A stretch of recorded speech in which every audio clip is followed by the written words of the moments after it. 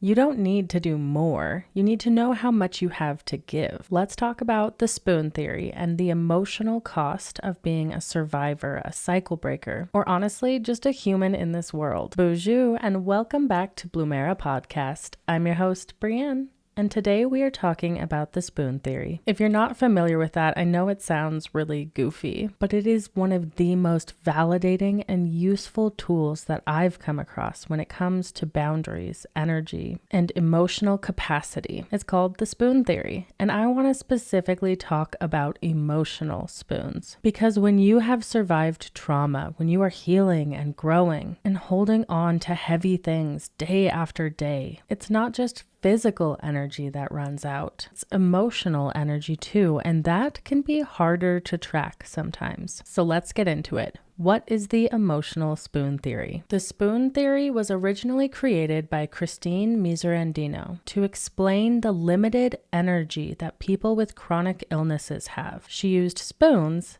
as a metaphor for energy. Imagine you start your day with a set number of spoons. Every activity, getting out of bed, brushing your teeth, making breakfast, answering emails, talking to people, all cost a spoon. When you're out of spoons, you're done. You have nothing left to give. It resonated so deeply with people who live with chronic illnesses, and over time, it expanded. Now, a lot of people talk about the spoon theory when it comes to mental health, emotional capacity, and trauma recovery. So let's take that same theory and apply it to your emotional energy. You might wake up with 10 spoons, or 5 or 2, depending on how well you slept and how well rested you feel when you wake up. One spoon gets used up having a hard conversation. Another spoon goes toward reading the news. Another for holding space for someone that you love. Maybe just getting out of bed takes 3 spoons. When you start to run out, that's when irritability hits, or numbness, dissociation, rage, tears. Your system is trying to say, I'm out. I cannot carry any more for today. Knowing your spoon count helps you plan your day with more care. It helps you say no without feeling guilt. And it gives you the language to explain what's going on inside when it feels like no one else gets it. For me, my emotional spoon count changes daily. Some days I feel like I have a whole drawer full. Other days I start with maybe 3, depending on if I had nightmares, didn't sleep well, or woke up triggered. Those are the days I try not to schedule emotionally demanding conversations. I try not to scroll the news on those days or push myself to do something that can honestly wait. I've also noticed that recovery from stress, trauma, or grief take away more spoons than I realized. Even just being aware of all of the suffering in the world can take spoons. I have complex PTSD and a chronic illness. I don't wake up with the same amount of spoons each day. And because you're human, I don't imagine you do either. But we all still have to spend them throughout the day. This is why trauma-informed self-awareness matters so much. You might not be physically doing anything. Your emotional spoons are being spent in the background. But now that we understand all of that, let's talk about how to track your spoons. Here is a quick check-in that you can do when you're feeling off or overwhelmed. Ask yourself, how many emotional spoons do I have today? Not how many you wish you had. Not how many you think you should have. How many do you actually have? Then ask,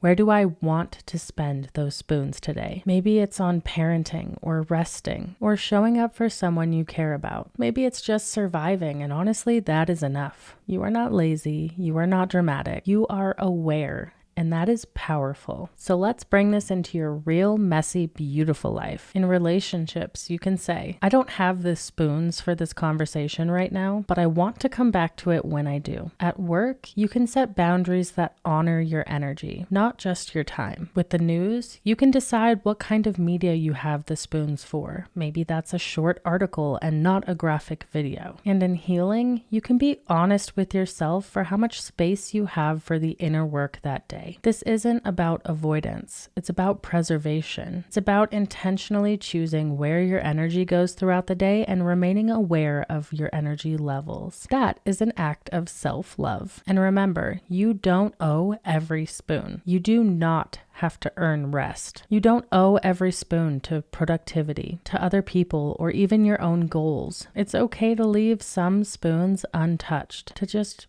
be, to breathe, to protect your peace. That is a way we can stay in our window of tolerance, which I'll talk more about in an upcoming episode. Because the spoon theory and the window of tolerance together, that is a powerful recipe for growth, healing, and self-awareness. I'd like to play a little game with you, truth or dare. Except it's going to be truth and dare. Your truth for today: what fills your spoons back up? Not in theory, but in real life. And your dare for today: tell someone, I'm running low on spoons today, but I still care about you or this issue. Let yourself be honest about your capacity. If this episode taught you something new, share it with someone else who could use that reminder too. And if you want to keep practicing self-awareness and growth, check out Bloomera's Seasons of Growth Planner. It's built for tracking your energy, your wins, and your healing. I'll see you in the next episode.